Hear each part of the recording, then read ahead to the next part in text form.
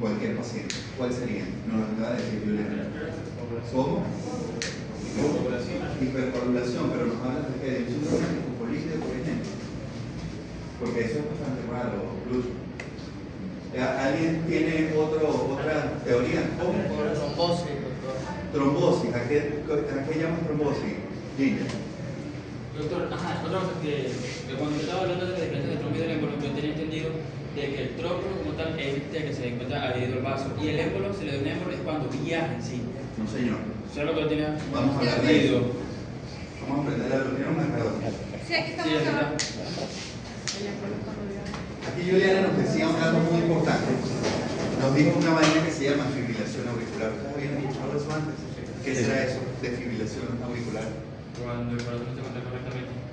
¿Cómo así? El corazón se contrae perfectamente, hermano. Sí. Lo que Pero tiene no, que no, ver no, no, no, cuando las paredes se vuelven rígidas y no tienes corazón la capacidad de... No, señor. ¿Qué es Es la una fibrilación? excitación en realidad. No hay sobreexcitación tampoco. ¿Qué es la fibrilación auricular? Es una taquicardia en realidad. El corazón Puede haber una fibrilación con respuesta ventricular lenta y no necesariamente estar taquicárdico. ¿Qué es una fibrilación auricular, muchachos? Es una arritmia. Eso sí es una fibrilación auricular. Es un trastorno del ritmo donde no hay una sincronía entre las aurículas y los ventrículos. El corazón normalmente late así. Pac, pac, pac, pac, pac, pac. En un paciente con fibrilación auricular late así. Tac, tac, tac, tac, tac, tac, tac. Totalmente arrítmico. De hecho, en el poblado teníamos un dicho jocoso. Por ejemplo, yo no bailo un culo, ¿no? Entonces en la rumba, con una cervecita encima, me ponía a bailar y decía, mira, tiene más bien una fibrilación auricular que Miguel. Entonces, es un trastorno de ritmo donde no hay ritmo alguno en ese corazón. Al no haber una sincronía de ritmo, ¿qué va a pasar dentro de las cámaras del corazón? Se va a generar un flujo turbulento. La sangre, como no tiene esa sincronía de aurícula-ventrículo, aurícula-ventrículo, se genera un flujo turbulento dentro de los ventrículos del corazón y ese flujo turbulento va a formar trombos. Aquí se forman estos trombos. Estos trombos que se forman dentro de los ventrículos viajan y van al cerebro y se meten en la arteria cerebral y ahí forman lo que es una trombosis o una embolia. Son émbolos porque son masas que viajan a través del torrente sanguíneo. Yendo con la parte de la trombosis, tenemos otra de las etiologías del accidente cerebrovascular. Esta es la más común, muchachos, que a esta la llamamos de origen cardiogénico porque se forma acá en el corazón. Es un problema del cerebro, pero es un problema que viene de acá, que se origina del corazón por un flujo turbulento que forma émbolos. Tenemos otra teoría que es la trombosis. La trombosis, ¿cómo se forma, muchachos? Esta es una arteria en un corte transversal. La vemos así, como una tubería, como un túbulo. Bueno, en el endotelio, que es la capa interna de los vasos sanguíneos, se va a empezar a formar placa. Placa ateromatosa, que es lo que conocemos como ¿qué, muchachos?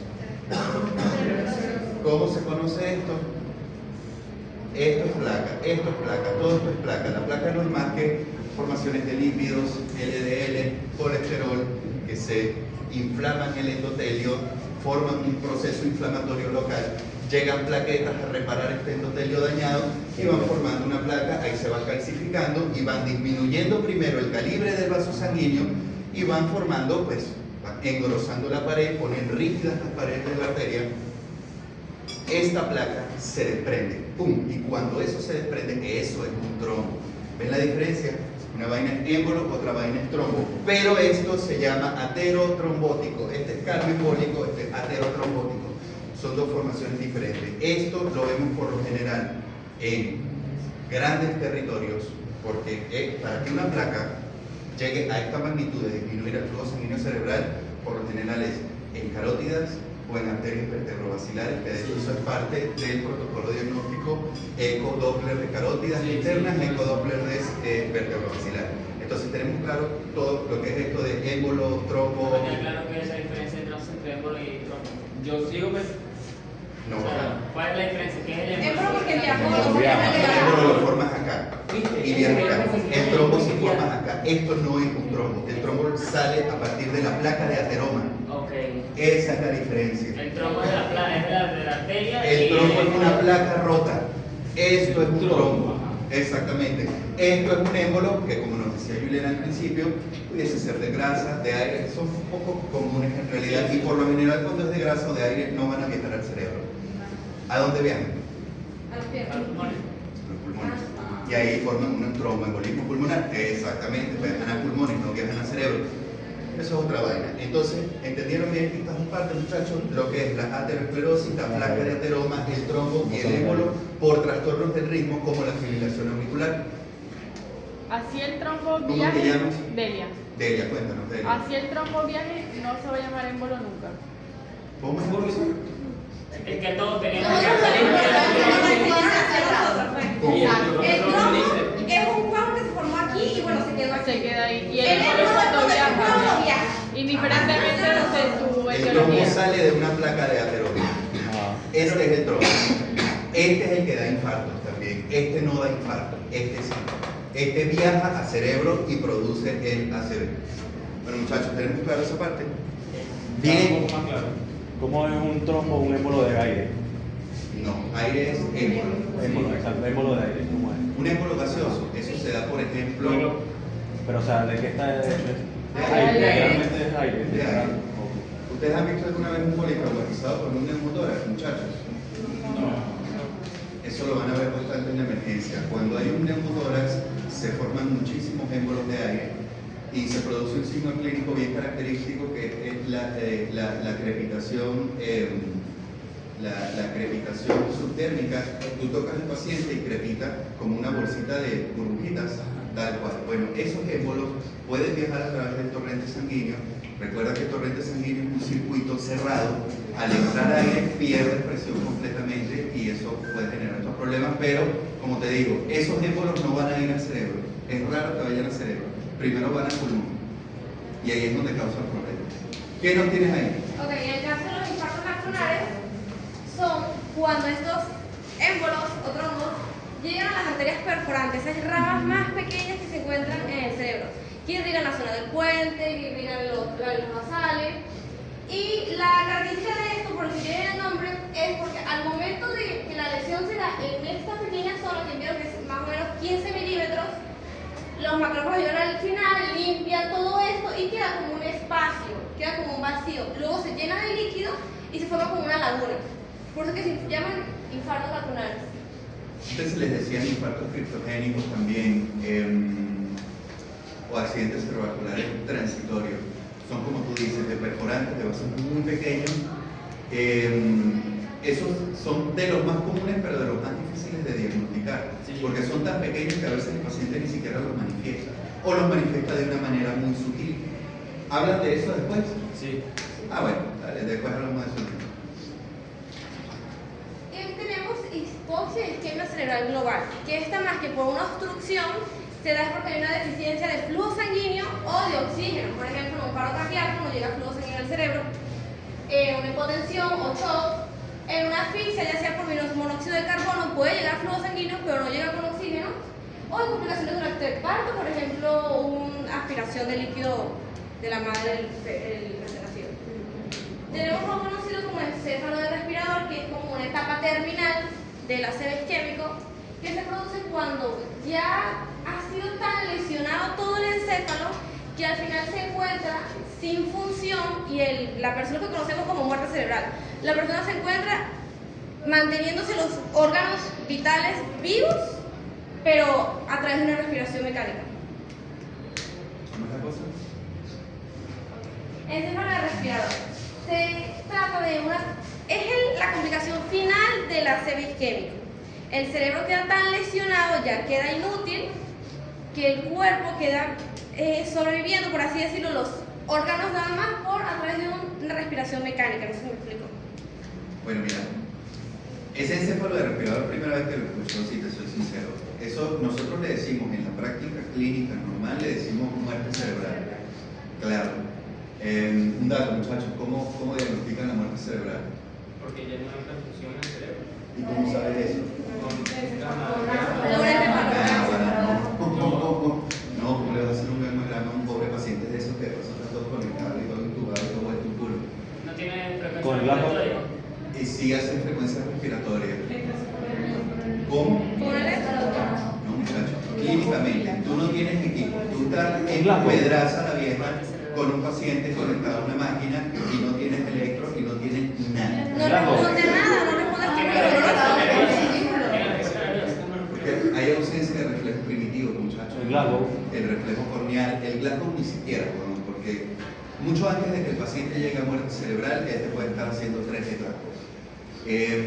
Pero es por la ausencia de los reflejos primitivos básicamente, muchachos, y eso es, no hay respuesta a ningún tipo de dolor, no hay reflejo corneal, no hay reflejo vertebral, no hay reflejo de oxígeno y no hay reflejo nauseoso.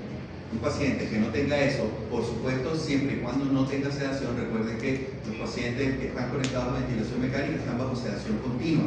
Es un paciente que tiene que tener por lo menos 24 horas sin sedación y habiéndolo revertido de los anestésicos que tenía. Que no te haga ningún tipo de reflejo, ya se determina como muerte cerebral. Ok, en el caso de la patogenia, tenemos que por ausencia de flujo sanguíneo o con flujo sanguíneo pero con hipoxia, la fosfato de potasio en la célula va a dejar de funcionar. Entonces el sodio no va a poder salir de la célula y este se va a excitar, va a tener una despolarización. En este caso va a tener una entrada masiva de iones calcio, como les hablaba al principio, y este va a hacer una excitotoxicidad. ¿Qué es esto? Empieza a liberar radicales libres, proteasas, lipasas y empieza como a destruir la célula de adentro hacia afuera. ¿A qué nos lleva esto? A reclutar macrófagos por sustancias quimiotácticas, por la lesión que tenemos en el tejido. Entonces llegan estos macrófagos, empiezan a limpiar esto, hay inflamación, hay edema vasogénico y puede afectar tejido circundante, por ejemplo, produce una microtrombosis secundaria, que es una afección en los vasos sanguíneos que se encuentran alrededor de esta lesión. Luego pues tenemos el final, que es donde sabemos la zona de penumbra y si el tejido es viable para el tiempo de ventana 4,5 horas en el caso de fibrinosis por anticoagulantes. Y si pasa las 4 horas y media, ya es por cateterismo. Y ya pues ahí sabríamos si el tejido tiene faltado o se puede enviar para la recuperación. Ok, mira. Ajá. En el diagnóstico hablamos primero del Ayuli, descríbenos esa tomografía primero. Ok. Tenemos una tomografía de cráneo simple, corte axial, donde se evidencia una área hipodensa. Aquí podemos ver la zona de penumbra, por cierto. Ajá, una área hipodensa. Ausencia de las circunvoluciones. ¿Dónde es esa área hipodensa? Por aquí siempre se ve clarito. ¿Dónde? Por aquí, soy ciego, no veo nada. Alrededor de la zona necrótica. No, muchachos. El hemisferio izquierdo. Exacto, primero hemisferio y después lóbulo. Ah, ok. En hemisferio izquierdo, En el lóbulo lóbulo parietal, frontal y occipital. occipital. Y es tanto, por cierto, por aquí nos evidencia la distribución de las arterias, por cierto. Aquí ¿Cómo se tenemos- llama eso? ¿Qué cosa? Esa imagen de al lado. Como un diagrama. Eso no es una TAC de perfusión. No, eso es un dibujo. Aparece una TAC de perfusión por los colores. No. Entonces, bueno, aquí desemboca la arteria cerebral media, que es la que tenemos afectada aquí. Por eso que se ve todo el área amarilla, aquí todo el área se ve gris. Y bueno, anterior tenemos la cerebral anterior y posterior, pues la arteria cerebral posterior. Entonces, bueno, siguiente. En el hemisferio izquierdo, en el lóbulo parietal, frontal y occipital, tenemos ausencia de las circunvoluciones, desviación de la línea media y compresión del ventrículo izquierdo. Además, vemos aquí unas pequeñas calcificaciones en los ventrículos porque es un señor de edad avanzada. ¿De qué ventrículo? ¿Qué ventrículo tiene? ¿Cuál ventrículo es ese que estás nombrando? Ambos ventrículos se ven. ¿De cuál ventrículo, Frank? Lateral izquierdo. Lateral. Cuarto, no, ¿dónde está el cuarto ventrículo? Bueno, dije Ese ambos. está abajo. Doctor, ¿qué tanta probabilidad hay de que un paciente de 25 años tenga los ventrículos calcificados? Bueno, eso depende mucho de la genética, amigo. Si no está haciendo ningún tipo de clínica, déjalo que probablemente sea algo genético, probablemente haya nacido con esto y no tiene relevancia patológica. Porque he visto un caso así. Mi primo se dio un golpe, tuvo un hematoma epidural. Yo fui a la clínica y vi el. Y viste la tomografía y tenía eso calcificado. Y era el primer coñazo que se metió en Sí. la cabeza. Nunca se había pegado antes. De Porque chiquito a lo mejor, pero no. Postraumático pudiese ser postraumático si había tenido algún traumatismo previo. No. Primera vez. Primera vez. Bueno, sin manifestaciones clínicas, poca relevancia tiene. Es más, nos hacemos una tomografía toditos y probablemente algunos tengamos una que otra calcificación por ahí. Claro.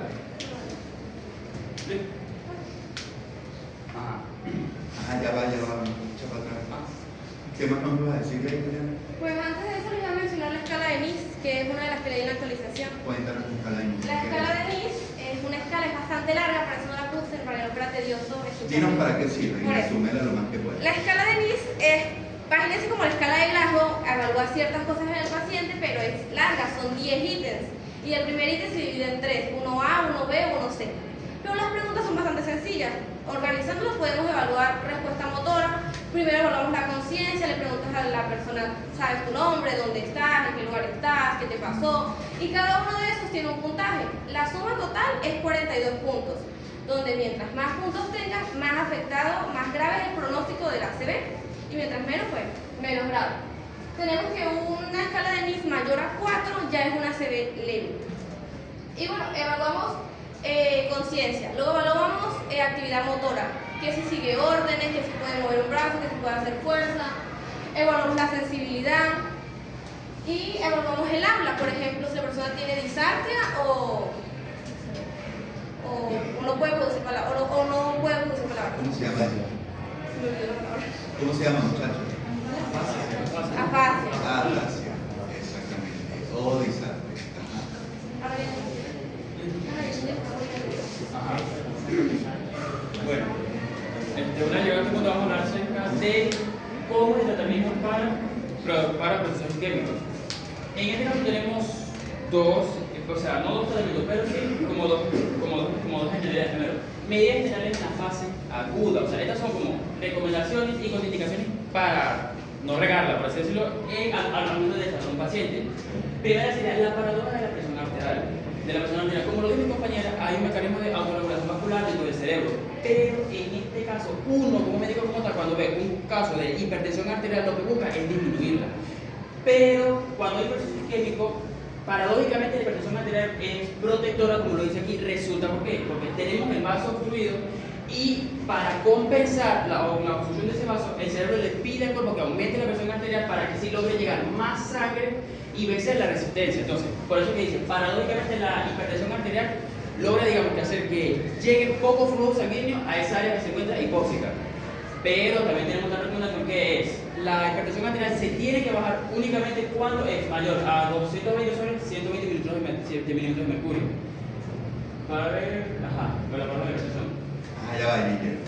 Bueno, ¿qué más nos ibas a decir acerca de la tensión arterial en este contexto? Bueno, pues, Porque aquí hay un par de cositas, Guillermo. Es cierto que más que la hipertensión es protectora, la hipotensión es extremadamente nociva. Y eso es lo que tratamos de evitar. No es mantener al paciente hipertenso, es evitar que le baje demasiado la tensión. Y ahí nos guiamos no por cifras absolutas de tensión arterial, sino por presión arterial media. ¿Cómo sacamos la presión arterial media, muchachos? 2 sístoles entre una diástole. ¿Ah? 2 sístoles entre una diástole. Al revés, 2 diástoles entre una sístole. 2 sístoles entre una diástole. No, hay otra fórmula. Es ¿Cuál la es? que nos enseñaron a nosotros, 2 sístoles entre la diástole. 2 sístoles entre una diástole. ¿Cuánto te daría para esos números? 220 por 2 son 440 entre 120, 440, 120. No, es 2 sístoles. Creo que es 2 sístoles más una diástole y se divide entre un número. Creo que la forma completa es así. No, bro, se divide entre 3. ¿Cómo es? El punto, muchachos, es que necesitamos una presión arterial media por lo menos de 120 en el contexto de un accidente cerebrovascular isquémico. Es la única entidad que nos va a permitir manejar ese tipo de presión. Por ejemplo, en el shock, nosotros necesitamos una presión arterial media de 60 para arriba. Incluso hay guías que nos recomiendan 63 para arriba. En el caso de un accidente cerebrovascular isquémico, necesitamos 90 de presión arterial. Por eso no nos vamos a guiar por las cifras absolutas de presión arterial, sino por la presión arterial media. Pero, ¿qué pasa? Si el paciente nos llega con 220 milímetros de mercurio de presión, ¿qué hace, muchachos? Por así que más adelante es donde se recomienda bajar la presión, pero no de manera brusca, porque eso crea Exactamente. ¿Cuánto la vas a bajar? Sí. Para la siguiente diapositiva hay una recomendación que dice que para otro tratamiento, que se ha mencionado más adelante, dice que es recomendable, ahí que contigo, es mantenerla inferior a 180 milímetros mercurio sobre 110. No, bro, volvemos al mismo tema. No hablamos de valores absolutos. Si tú tienes un paciente con 220 o más de presión arterial, tú la vas a bajar solamente el 20% de la cifra basal con la que llegó ese paciente. No tienes que buscar una meta, porque si el paciente tiene 250 de sistólica, no se la puedes bajar a 180. Porque ¿qué va a pasar con ese paciente? Puede quedar ¿Cuál lesión? porque disminuye la presión de perfusión. Exactamente. Se intensifica la isquemia y el paciente cae en hipoxia. Exactamente. Entonces, lo que necesito que entiendan aquí, muchachos, es que no buscamos un valor absoluto. Pero No buscamos una cifra bajar exacta. el 20% de 220 no son 180. Por eso dice- Pero no se baja a 80, que es lo que estaban hablando. No, lo que pasa es que dice que tiene que mantenerse la presión arterial menos de 180 sobre 100. No, Menos de 180. ya va. Entonces, O sea, te estoy hablando de que no buscamos 180 como meta, porque eso si te llega con 220, pero si te llega con 250, tú no le puedes bajar a 180. No, por eso que dice que únicamente cuando es mayor este valor es que se busca bajar. Mientras Exacto, tanto, pues, igualito, si te llega el paciente con 180 de presión arterial, tú no lo puedes dejar con 180. Sí. Tú vas a tratar de buscar un 20% por debajo, siempre y cuando mantengas una presión arterial media de 90 o por encima de 90, porque es lo que buscamos, muchachos. La perfusión cerebral no la medimos con sistólica y diastólica, la medimos con presión arterial media. ¿Estamos? ¿O tenías otra teoría? no, o sea, Cuente, Ginger, hable, que aquí estamos en para compartir. no, está bien, información. yo digo, pues, es que los valores, incluso sacando los porcentajes sí dan, pero es bueno también recalcar que no en todos los casos, digamos, que tiene que ser de manera cuantitativa. Por eso Porque dice eso es una persona. Ajá, y más bien, si la persona llega con una presión arterial media baja, ¿Cómo va? o sea, porque no, pues sería un poco algo, recuerda que el cerebro se está muriendo por falta de sangre, entonces el cuerpo lo que busca es mandarle más sangre. por eso se le metería una adrenalina, ¿sabes? No te va a llegar a eso. No, te va a llegar a eso. ¿Cómo que, Concha? ¿Cómo que sería otra causa? O pregúntele a ver, porque Concha le Técnicamente, es que le digo a la persona que la patología lo niega. Claro, o sea, aquí está hablando de presión sistólica y diastólica, que nos habla de que, muchachos, ¿qué nos refleja la presión arterial? La persona con la sangre. Golpea las paredes de las arterias. Señor, no es la fuerza del corazón. No, La fuerza con la que la sangre golpea las paredes de las arterias. Esta sí más bien, pero no es la fuerza del corazón. La presión que ejerce la sangre sobre Es la fuerza con la que esa sangre abre ese vaso sanguíneo para poder pasar y tener un flujo lineal. Aquí nos vamos a guiar por presión media, porque la presión media es la presión de perfusión del cerebro. El cerebro se perfunde por la presión arterial media, no por sistólica y diastólica. Claro, porque tiene un flow constante, ¿no? Disculpa, Frank, ¿tú qué estabas diciendo? No, ya me aclararon la duda. Ya. ¿Qué pasó? Pero acláranos. Si quieres, Yo preguntaba si llega una persona con hipotensión, pero claro, evidente que no va a llegar con hipotensión porque por un mecanismo reflejo del cuerpo que esa persona va a llegar con la persona anterior. Coño, es muy raro ver una CB en un paciente hipotenso. Claro, sí, yo Creo que nunca he visto uno. Ya que la guarda. ¿Cómo? O sea, que no me llegará. No, pero porque es que ver a un paciente. Estoy tratando de recordar si una vez vi un paciente con ACV e hipotenso y no, creo que no. No, porque es que por mecanismo reflejo la tensión. Sería que contradeciría, pues, digamos, Sí, claro, o compensatorio del sea, cuerpo. la tensión va a subir por mecanismo compensador. Entonces, no, es bastante raro. Bueno, sigue. Yo lo que entiendo se saca la presión arterial ¿Y a cómo? Que a la final se saca la presión arterial media. Ajá, la fórmula que se llama. Marico, ahorita no recuerdo esa fórmula, pero creo que era. No, ¿dónde la busca? No, o sea, Es no, la diastólica más la sistólica. Entre tres, exacto. Así es. ¿Cómo era? Diastólica más la sistólica. Esa sí es la ¿Cómo era? fórmula. Entre tres. Dos veces la diastólica más Ah, la viste, yo sé que las dos más y divididas en las dos. Entre tres. Esa sí era. Entonces, bueno, sigue Ginger. Sí, Disculpa la interrupción. no, tranquilo, incluso. ¿Cuál es el valor normal de la presión arterial media sin hacer químico ni nada? 2 veces diastólica. 60 o por debajo de 60. Doctor, ya dice que son 2 veces la diastólica más la sistólica entre 3, pero entonces el paciente te dice que la Da 153,3 creo. Exactamente. Bueno, ¿qué vas a hacer con eso? Hay que bajar las características hasta 90. A 90. Te vas a bajar a uno. Pero- Ahora, bájale a eso que tienes ahí. Ya va, muchachos, está bueno el ejercicio. Bájale a esa cifra el 20%. Quítale el 20% a esa Está cifra. 122. Da 122. Sí. Con Es esa que expresión, por eso que no se puede bajar de manera absoluta, porque si no es así. No necesariamente tiene que No estar tiene que regulado. estar en 20%. Exacto, 20% 20% del que se tiene. 20% de la presión arterial media. así es. Que tiene. Exacto. Listo.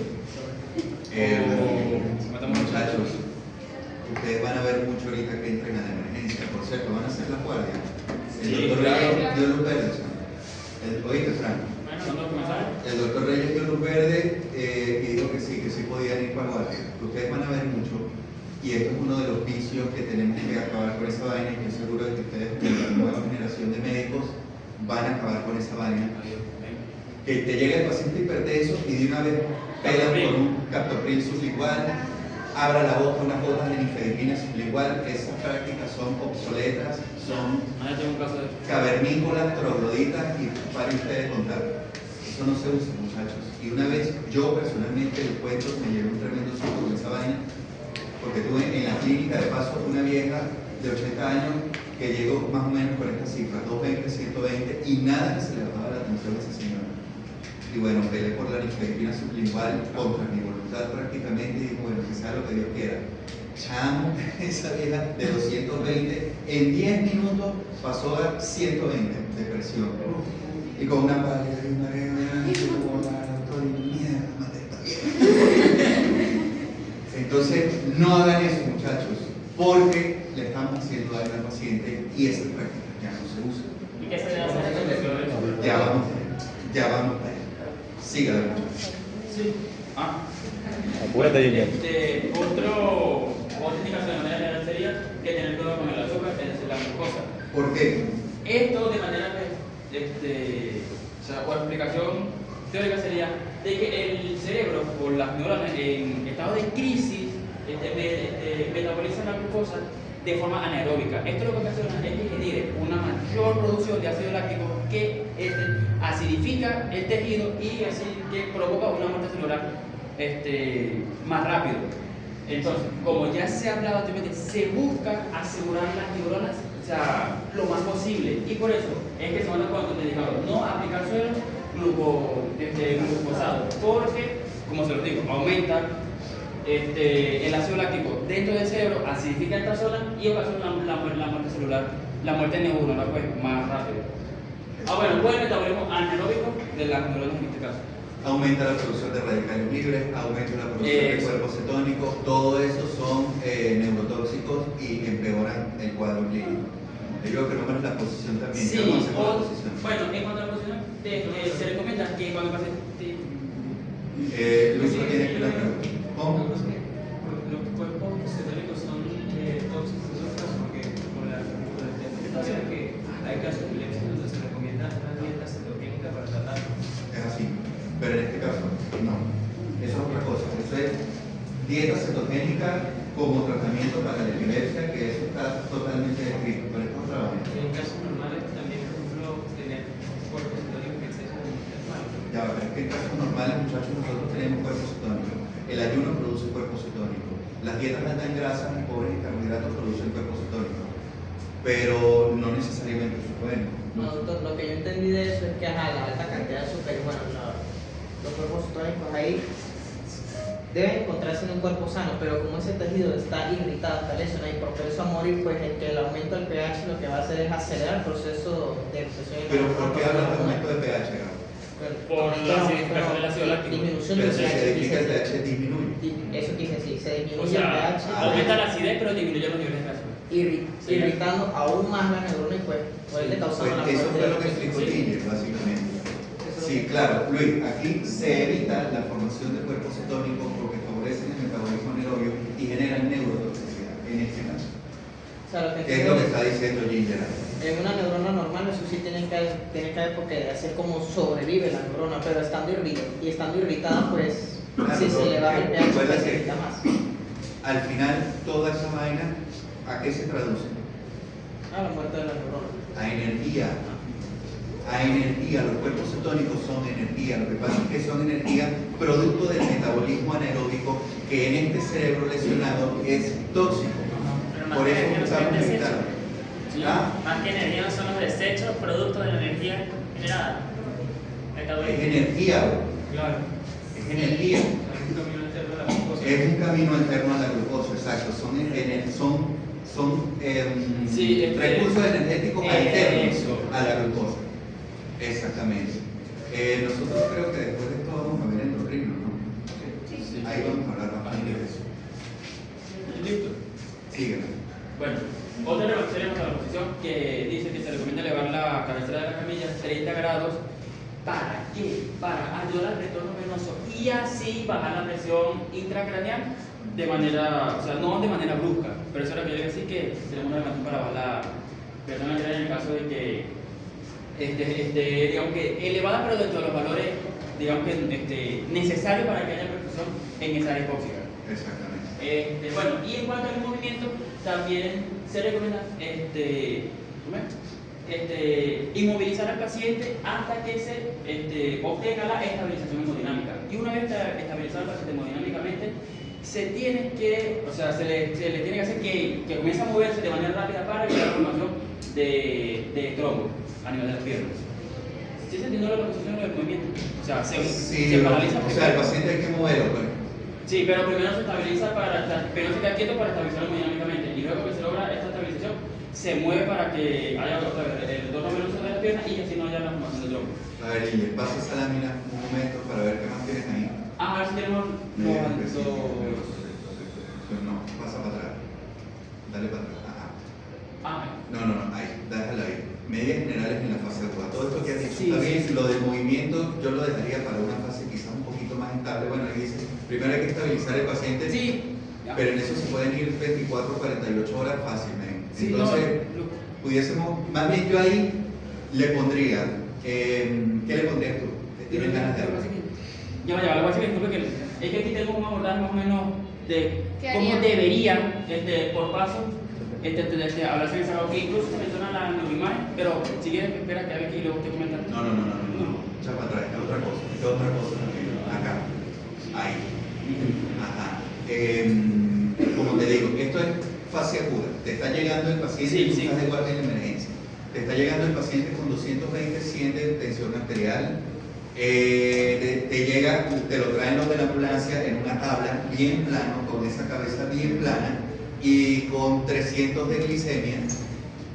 Todo eso está bien en la fase aguda. Como te digo, el movimiento por supuesto que es importante, pero eso yo lo dejaría ya cuando el paciente esté por lo menos estable y en piso.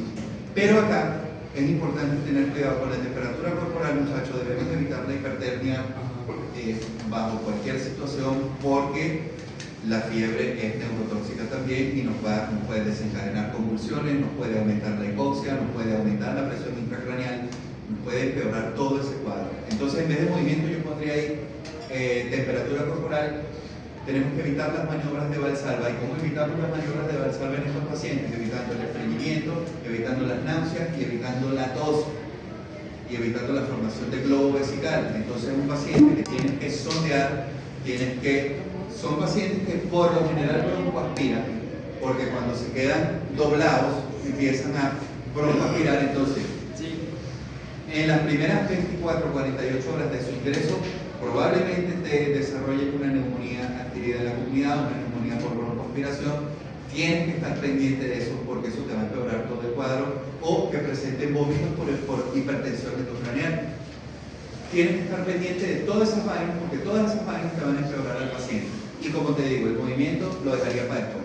Es importante muchísimo, pero no en la fase aguda.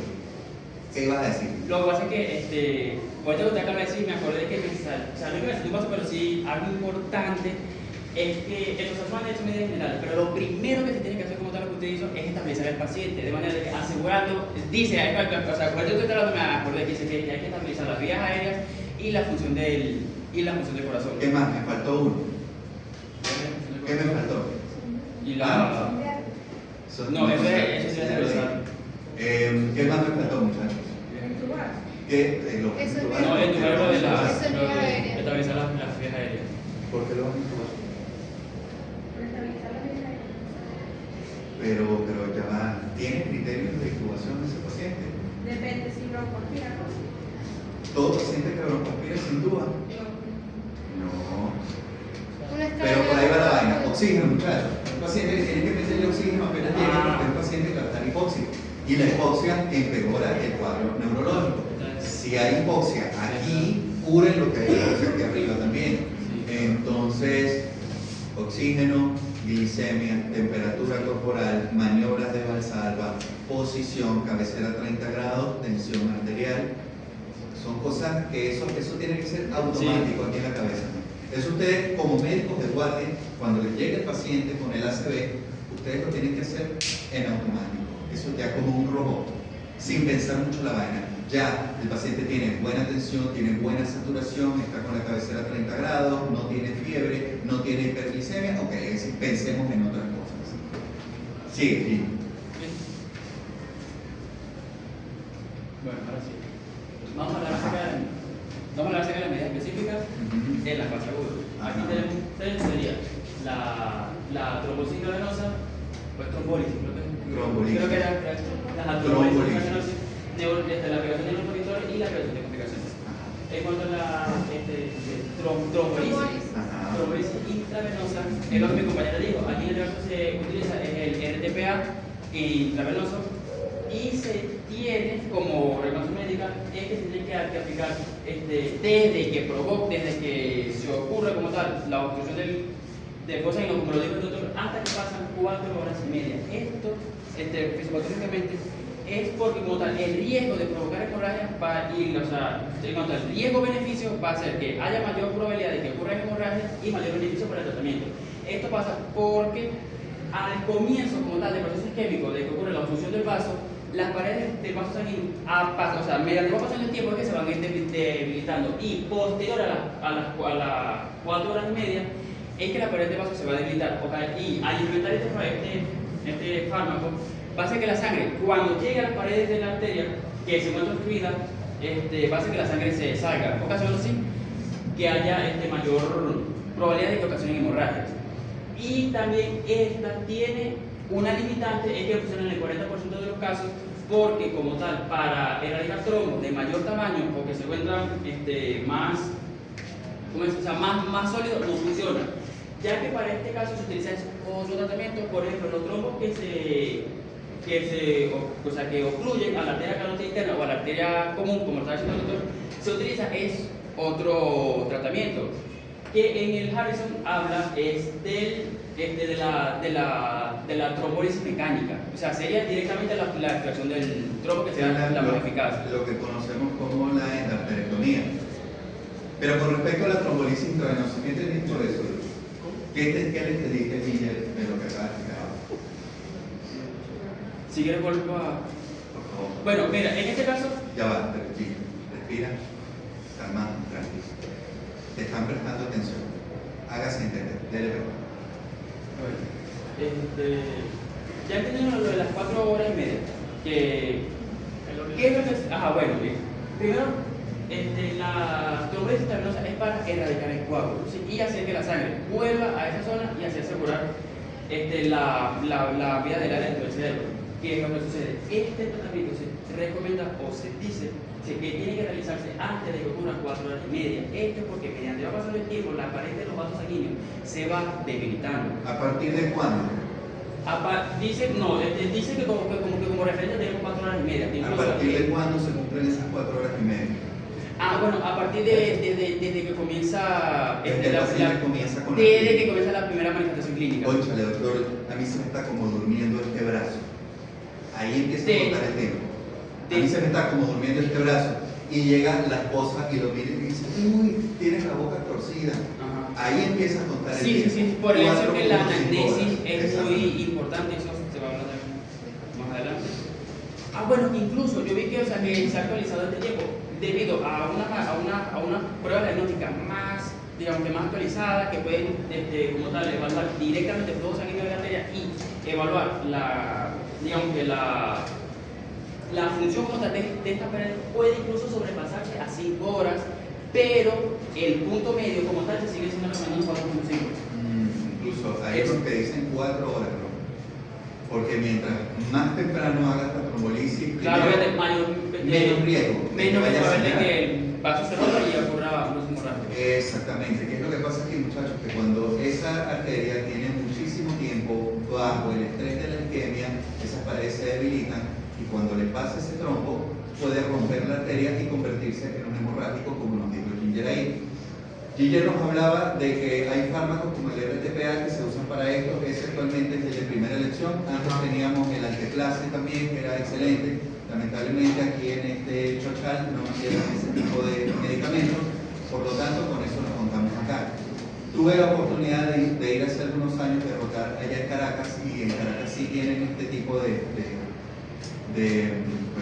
opciones.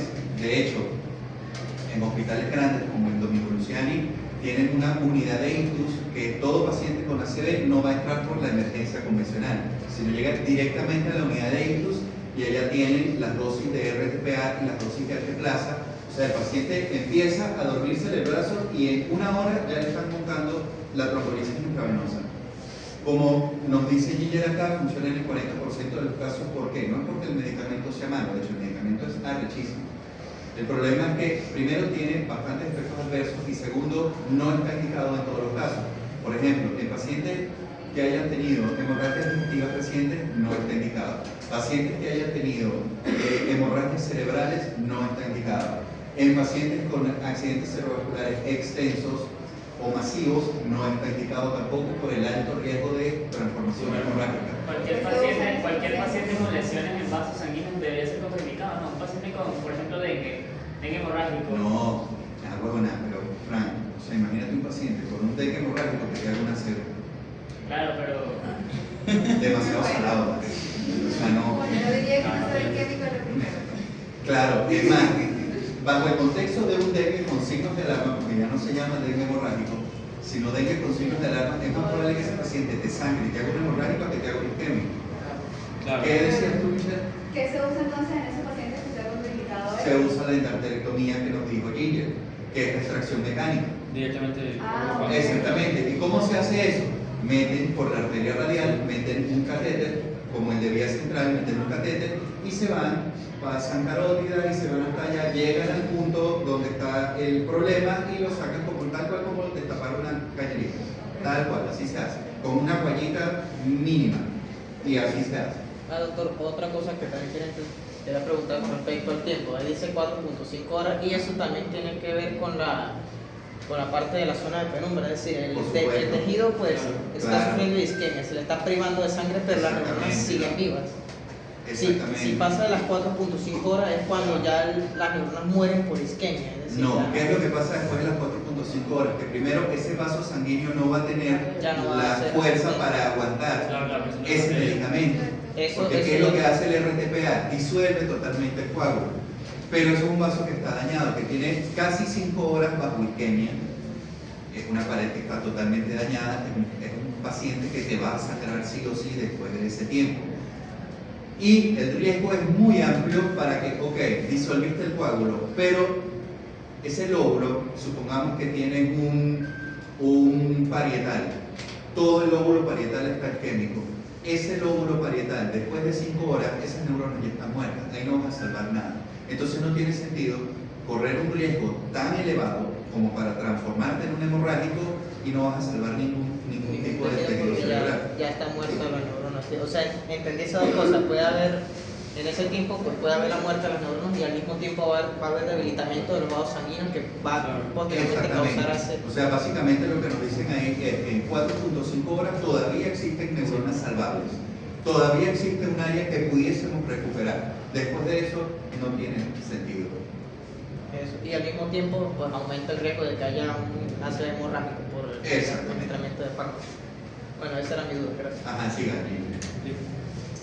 Bueno, también implementamos neuroprotector, como es el ácido úrico, que esto como tal es para que no ocurra una acidez dentro del cerebro y asegurar que las neuronas se mantengan, o sea, prolongar la vida de las neuronas en la zona de penumbra. El ácido úrico funciona, es como un potente,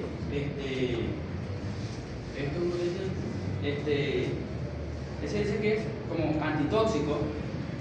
Y la nerinetida lo que hace es que inhibe la acción del glutamato. ¿Por qué? Porque el cerebro está en crisis, no hay suficiente perfusión, la neurona está muriendo y si esta neurona ocurre con una mayor actividad hace que mueran de manera más rápida. Entonces por eso también se le recomienda la inhibición del glutamato por este fármaco. Mira, papá, bueno, con respecto a los neuroprotectores, sí, eso están descritos, el ácido úrico, la nerinetida, la somacina, la memantina, lo van a ver mucho también. Pues muchachos, los últimos papers, las últimas actualizaciones y los últimos metaanálisis randomizados dicen que esa cura baja. Eso de verdad que no sirve para nada. De hecho, incluso hay papers que lo clasifican como placebo. Yo personalmente no uso eso. Son fármacos caros, son muy costosos y el beneficio es nulo. Yo he tenido pacientes donde desde el momento que llegan se le empiezan a dar este tipo de fármacos y la mejoría es cero. Entonces, bueno, ok, lo describe el libro, pero mira, actualmente... Es más, he tenido un par de panes neurólogos que me dicen, marico, a veces mandamos esa vaina como para ponerle algo, pero eso de verdad que no sirve de mucho, eso es más placebo que otra vaina. Y por supuesto es un tremendo negocio para las farmacéuticas. Pero de tener beneficio real, por ejemplo, la trombolisis que tiene un beneficio real, que es una cura, esto no, cero, nada que ver. Pero bueno, está descrito, debo decir. Pero tampoco es que lo vean como la panacea, no, cero. No. Eso es más placebo que otra vaina. Ajá, ¿qué más tienes ahí? Y por último, como serían las complicaciones, ya que en este caso utilizan aspirina que en sí no destruye el trombo, pero ella lo que hace es que evita que se formen nuevos posteriormente. La heparina se utiliza también, pero en este caso dice que como es muy potente, tiene usos muy específicos, por ejemplo, en aquellos casos en donde hay presencia de tumores. Y la doble antiagregación es aspirina más clopidogrel, que se utiliza durante un tiempo más o menos de aproximadamente 21 días y es para eso, para evitar que se vuelva a formar un trombo y vuelva a ocluirse otra arteria dentro del cerebro. Ay, ya va, papá. Bueno, no, para esto hay que decirlo en estas clases, chamo, para que hagamos debate. Pero tengo opiniones controversiales con respecto a ese punto. ¿Dónde leíste lo de la doble antiagregación? ¿Eso fue en Harrison? En el Harrison. ¿En cuál Harrison? 20 edición. ¿Cuál? 20 edición. ¿De qué año es esa vaina? Porque es que, marico, o sea, ahorita no usamos doble antiagregación en un accidente cerebrovascular isquémico por el altísimo riesgo hemorrágico. De hecho, en pacientes con accidente cerebrovascular isquémico o dejamos aspirina o dejamos clopidogrel, pero las dos juntas nos elevan muchísimo el riesgo de hemorragia, a menos de que el paciente sea un paciente coronario, un paciente que haya tenido infartos anteriormente y que esté bajo doble antiagregación de su tratamiento habitual, pudiésemos continuar evaluando el riesgo hemorrágico siempre. Pero, o sea, en un paciente previamente sano y que hizo un ictus, coño, no le vas a meter aspirina y clopidogrel juntos. Por lo que les digo, muchachos, porque aumenta muchísimo el riesgo hemorrágico. De hecho, eso lo vemos aquí en el Rossetti todos los días prácticamente. Con respecto a la heparina, bueno, ahí sí, como tú dices, tiene unos usos bastante precisos por lo mismo, porque aumenta mucho el riesgo hemorrágico. Muchachos, cuando ustedes lleguen una tomografía así como las que nos mostraron al principio, de casi que medio hemisferio está bajo isquemia, es muy probable y es muy fácil que esa isquemia se transforme en una hemorragia así, y ni se dan cuenta. Y estos son fármacos que pueden precipitar esa transformación hemorrágica, por eso los llevamos con muchísimo cuidado. La aspirina sí, la aspirina te la paso. No se necesita dosis de carga, de hecho la aspirina la comenzamos con 81 miligramos igual, pero coño, la doble antiagregación hay que estar pilas ahí. Hay que estar pilas. Dice que es del año 2020 esa edición. Del año 2020. En el 2020 usaban doble antiagregación en INCA. Bueno, no lo sé, Rick. Bueno, en fin, muchachos, el punto es que acá en la práctica médica, acá en el hospital Luis Rossetti, no usamos doble antiagregación con los pacientes por lo que les estoy diciendo, porque se puede transformar en un hemorrágico Entonces, pues, de verdad que no es necesario, lo dejamos solamente con aspirina a dosis estándar. Eso. Por supuesto. Bueno, aquí sería, pues, digamos que el proceso para el tratamiento de litus paso a paso no es que se tengan que seguir de manera consecutiva, pero es menos lo que se debería hacer. Bueno, ya tenemos que evitar varios pasos, ya que sabemos que actualmente no se hace. Pero como tal, el primer paso que sería es la estabilización y la evaluación. En cuanto a la estabilización ya sería directamente de la vía aérea y decoración, y la evaluación la presión arterial para saber a qué nivel está, si se baja o si se mantiene. Luego tenemos que... Entonces ya va. Paso 1. Te está llegando el paciente, Ajá. está chorero, tú lo ves. Epa, sí, aquí como que está pasando algo. Ajá. ¿Qué haces primero? Estabilizarlo, que sería asegurarte la vía aérea y la función cardíaca. ¿Qué es eso? No entiendo, doctor. ¿Qué quiere hacer, doctor? Bueno, sería lo... ¿Cómo? Poner oxígeno. Exactamente, le vas a poner oxígeno, vas a medir la saturación, vas a tomar glicemia, vas a medir la temperatura, vas a buscar el gasto urinario, exactamente, le vas a subir la cabecera, mira cómo tiene la cabecera ya, como a 30 grados más o menos. Le vas a medir la tensión arterial, le vas a hacer un electro. ¿Por qué le vas a hacer un electro, Guille? Para ver si la causa es por fibrilación auricular. Exactamente. Buscando un trastorno del ritmo, tú le vas a hacer un electro a ese paciente. Si te sale una FA, ¿cómo vas a identificar la FA en un electro? Porque es Guille. Doctor, ¿le hacemos un electro? Sí, hagan el electro. Uy, este doctor sí sabe. Doctor, ¿está buscando un trastorno del ritmo? Sí, lo estoy buscando. Bueno, aquí está el electro. ¿Qué ves ahí? Ya pide el electro, busca el cardiólogo. No, mentira. No, papá. No. Mira, estás en terapia y son las 1 de la mañana. El cardiólogo se acaba de quedar dormido después de haberse tomado 6 cervezas antes de cenar. O sea, no te va a contestar hasta mañana. ¿Qué vas a hacer? No, Muchachos, nosotros vemos cardio. ¿Ustedes no ven cardio conmigo? No, Ya vimos. ¿Ya vieron cardio? Sí. Ah, no. Lo que yo ponía en el Exacto, por estos dos. Porque primero hay ausencia de onda P, no vas a ver la onda P en el electro. Y segundo, los RR van a estar irregulares, o sea, se amplían o se acortan. RR irregular con ausencia de onda P, fibrilación auricular aquí y en China, hermano. Entonces, ahí en ese paso 1, haces el chorrero de cosas que te estamos diciendo. No es solo vía aérea, corazón, presión arterial, no bajar. Bueno, pasamos al paso 2, no, papá, explique bien la vaina, paso a paso, qué es lo que vamos a hacer, porque, padre, ustedes se van a enfrentar a esto ahorita en unos escasos meses. Necesito que vayan lo más preparados posible, aunque eso es mentira, muchachos. Cuando le llegue el paciente, a uno se le olvida todo esto, uno se vuelve inculto, uno no sabe qué hacer. Entonces, ahí van a ir viendo cómo está la vaina. Ajá, sigue, pues. Bueno, el siguiente paso, o sea, aparte de pedir el eco, sería realizar una imagen. ¿Para qué? Esto que se es para tratar de diferenciar si es de origen isquémico o si es de origen hemorrágico, ya que el tratamiento, por ejemplo, por ejemplo, si utilizamos tratamiento para enfermedades hemorrágicas, si es isquémico, empeoraría el pronóstico del paciente. Exacto. ¿Cómo es la cosa? O sea, porque, por ejemplo, si implementamos tratamiento para el caso de que sea hemorrágico y el resultado es isquémico, empeora el pronóstico del paciente. Por supuesto, tiene tratamientos totalmente diferentes. Pero con respecto a eso, muchachos, sí, claro, la neuroimagen se le solicita apenas llega el paciente a la emergencia. Es la única forma de determinar si es un hemorrágico. A eso iba mi punto, Frank. Por lo general, te va a llegar el paciente a las 2 de la mañana, a esa hora no le van a hacer la tomografía.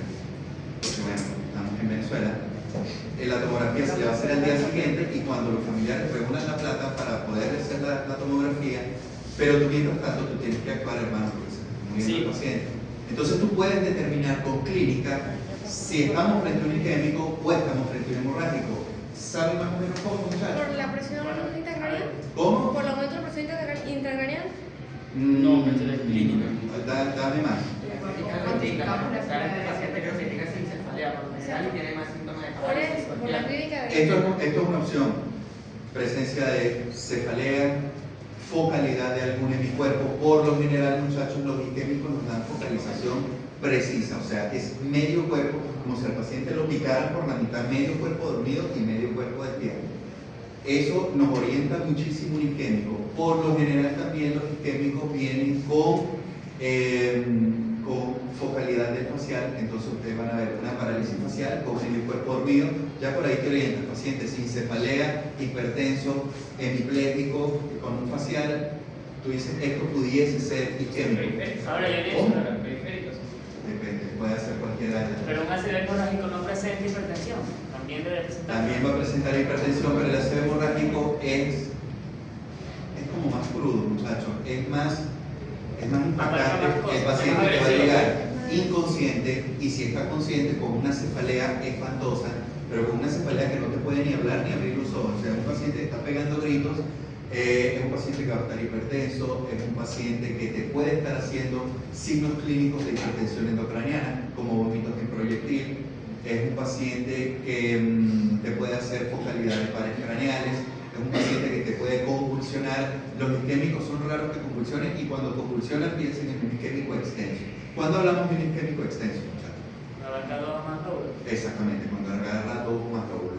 Bien. ¿Qué más? Bueno, a nivel clínico sí, más o menos eso, muchachos. Eso. Entonces, a nivel clínico, está llegando el paciente de madrugada, ya los familiares te dijeron que la tomografía se le va a hacer mañana en la mañana. Ok. Tú te orientas, paciente hemipléjico, con facial y sin cefalea, vete por lo isquémico. Paciente con cefalea intensa y signos de hipertensión endocraniana, vete por lo hemorrágico. Ahí se pudiesen orientar más o menos.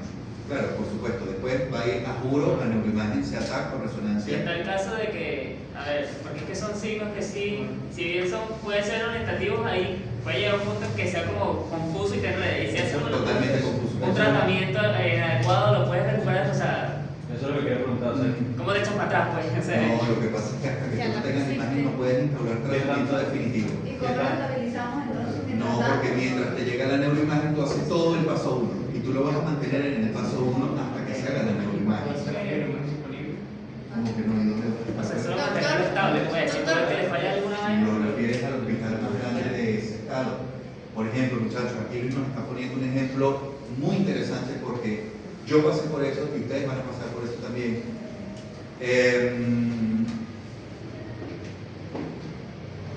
Si no hay neuroimagen porque están en un hospital por allá donde el diablo perdió la chota, por allá bien lejos, ¿qué hacen ustedes? Ustedes sencillamente refieren a ese paciente, no lo van a dejar, no, que es que lo tengo que estabilizar, no señor, ustedes le ponen un bigote de oxígeno y dele para el hospital más grande de ese estado.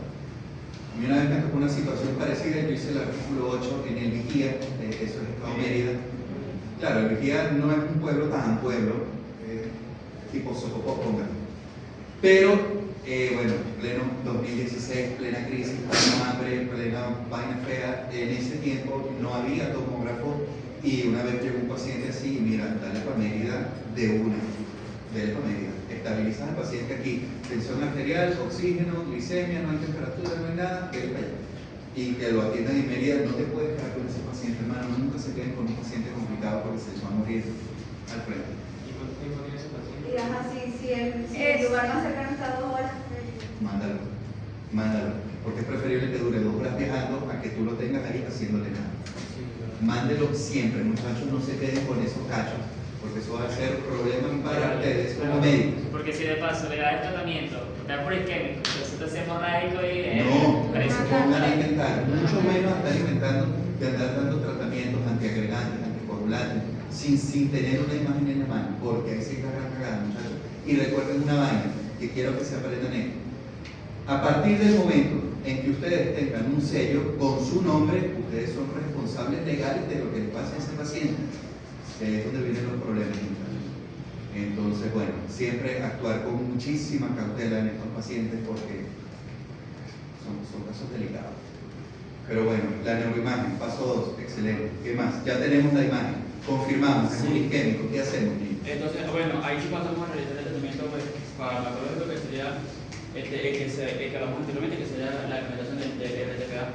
Y aquí te dicen, o sea, hay que tratar de tener la tensión controlada cuando es de 120 sobre 120 de mercurio menor a 180, a 185 sobre 110, es lo que dice la literatura. Si tiene más de eso, ¿qué hace?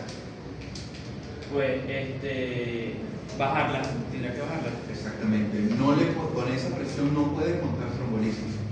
No, porque, como ya lo habíamos dicho, o sea, las paredes del vaso están delicadas, no están sus 5, entonces, la sangre arterial genera presión, y entonces ese golpe hace que el vaso se vuela esa tubería.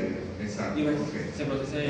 Doctor, no tenemos ese RTPA, no lo tenemos aquí en el ambulatorio. ¿Qué hacer?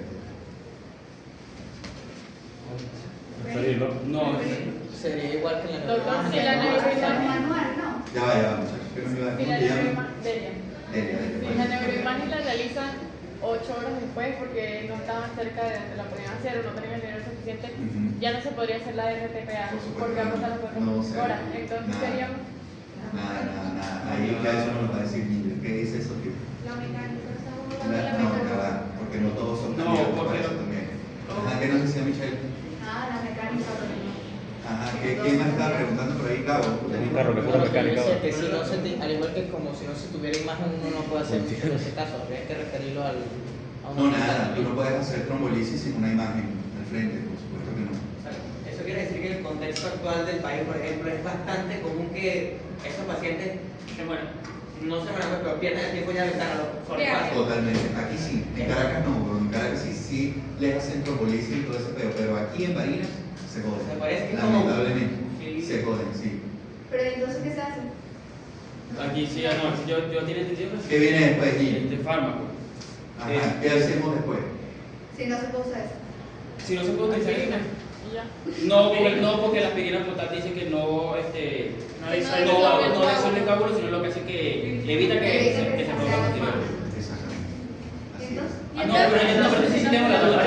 Cuando no se utiliza el RTPA, Warfarina, ¿qué? o sea, no, yo sí tengo la que duda. tampoco sabe. Porque no sé, o sea, es importante que no tengamos RTPA a la mano.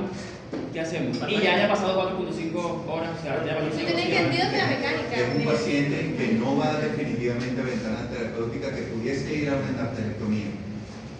Pero hay un problema, muchachos. La endarterectomía está alrededor de los $5.000, más o menos. Entonces se pueden imaginar que no es para todos los Pero entonces pacientes. en la vida real se mueren. No se mueren, porque es raro que te mate un ácido isquémico. Es muy raro. Pero se quedan con secuelas. Sí, ese es el. Pero si quedan con secuelas, quedan pues, chaveticos. O sea, vainas. básicamente- Acá en el hospital, ¿qué hacemos? Neuroprotección, como les digo, para mí eso es más placebo que otra vaina.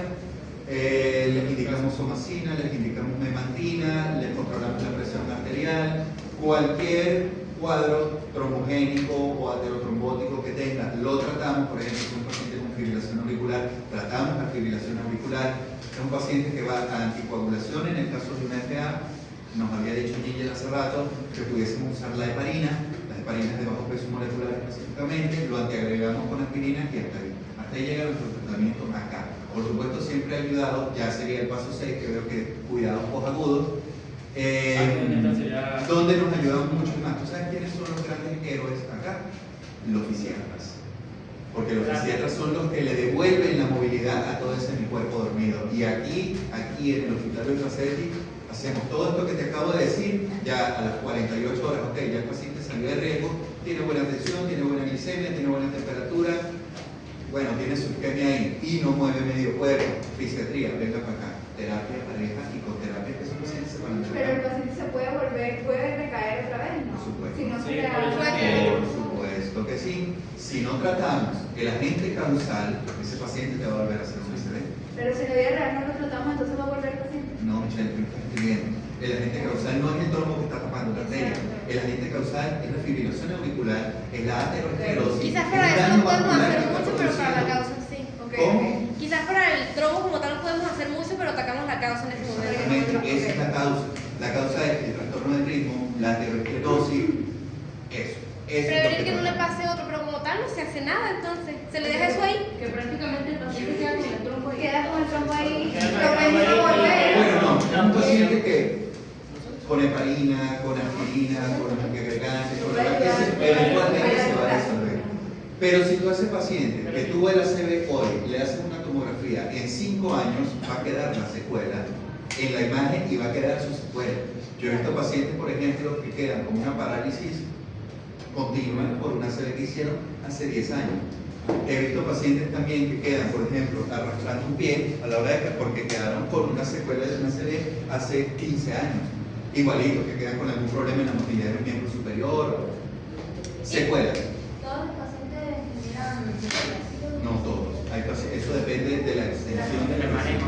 Y no necesariamente son motores o físicos, pues puede ser cualquier tipo de secuela dependiendo del área del cerebro que esté afectada.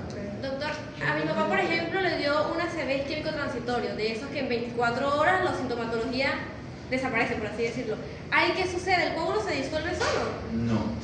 El área de isquemia es tan pequeña que por ramas colaterales esa área que está isquémica se termina nutriendo por otro Él lado. tuvo parálisis completa. Completica y en 24 horas resolvió. Y en la imagen había lesión. Sí.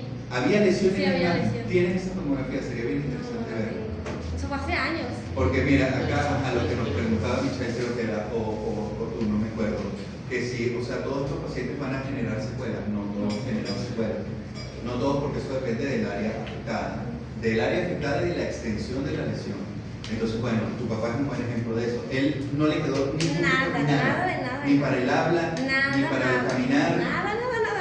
Okay. No se le tiran las Qué cosas. suerte. No, nada, quedó.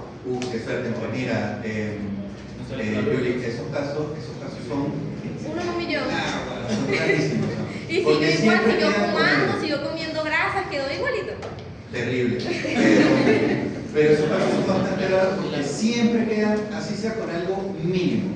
Yo he visto pacientes que quedan con un ojito caído, más nada. Ellos recuperan su movilidad, pero con un ojito caído. Algo les queda. Pero bueno, si no les quedó nada, mira qué suerte. Él es hipertenso. No, porque ellos por lo general llegan a una rama terminal.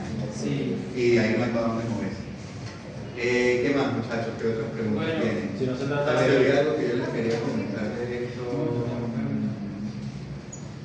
Bueno, Si no se trata de la fibrilación, es capaz de hacer otro coágulo motor. Claro. Sí, lo va a claro. seguir Que haciendo. esa está la causa. Pero muchos muchachos. Cuando era residente de posgrado tuve la oportunidad de ver a un señor que hizo como 5 isquemias en un día, en 24 horas. Y por supuesto eso fue en el hospital, no teníamos nada ya en el hospital y le pedíamos a los familiares warfarina para poderlo anticoagular. Y no, que ya va, que mañana, que eran recetas, que mañana, y no le traían el anticoagulante. Y ese señor, cada tomografía nueva, iba sacando un área nueva de isquemia, weón. Y eran émbolos que estaba formando por su enfermedad, que estaban viajando hacia ese cerebro. Y bueno, sí, mientras no se trate la causa primaria, eso va a seguir embolizando y va a seguir haciendo isquemia allá arriba. De hecho, el principal peligro de una fibrilación auricular es esto, muchachos. No es que el corazón, que una arritmia, que el corazón es lo de menos, es esto, que te vaya a hacer un accidente cerebrovascular por un trastorno del ritmo. Entonces, bueno, pilas ahí. Cuando ocurre la fibrilación auricular, ¿cuánto tiempo pasa para que se forme el trombo? Eso es indiferente. Pasa a mí. Eso es indiferente y ahí sí es verdad que te digo que cada O paciente. sea, pero la fibrilación auricular, ¿cuánto dura? Eso depende porque tienes que saber la clasificación de la fibrilación auricular. Está la fibrilación paroxística, que es unos cuantos minutos, dura menos de 24 Yo horas. ahorita en este momento, por ejemplo, podría tener una fibrilación No, lo auricular. sentirías, bro. Lo sentirías. ¿Cómo se siente una fibrilación auricular, muchachos? Palpitación. Sientes unos coñazos aquí en el corazón. Tengo como acelerado. Y lo sientes arrítmicos totalmente. Eso, pum, pum, pum, pum, pum, pum, pum, pum, pum, pum. Mierda, aquí está pasando algo. Entonces un electro y estás en el feo. Primero eso se siente. ¿Y eso es agudo o algo que va y viene como una fiesta? Ahí va el punto de la clasificación. Está la paroxística que dura el episodio menos de 24 horas, se resuelve solo. Está la persistente donde te dura hasta 3 meses y está la permanente que ya es crónico, no se quita nunca. Entonces dependiendo de qué tipo de FA sea, tiene un tratamiento diferente. Pero bueno, el sistema de carga. Aquí, ¿en qué iba? Yo creo que es lindo para aquí, ¿no? O sea, cuanto al procedimiento. Sí, no, de aquí. Bueno. Estos pasos los tenemos claros, ¿verdad, muchachos? Sí. Ok. ¿Qué más tienes ahí, Gigi? Bueno, doctor, o sea, otra cosa aquí. A partir de, o sea, esta es la última imagen de isquemia hipoxia. Ok. A partir de aquí, como tal, comenzamos con las afirmaciones cerebrovasculares. Aquí vamos a hablar acerca de O sea, ¿qué es lo que pasa cuando ciertas arterias se ocluyen? Pero antes de comenzar, no sé si el tema de epilepsia lo cerramos porque igual esto va a quedar a mitad, entonces se puede continuar desde aquí en adelante para la siguiente clase y termina el tema de epilepsia, no sé. Son las 12, muchachos. Debo ir. Entonces no terminamos ni de epilepsia ni continuamos con esto. ¿Cuándo vamos a terminar epilepsia? La semana que viene.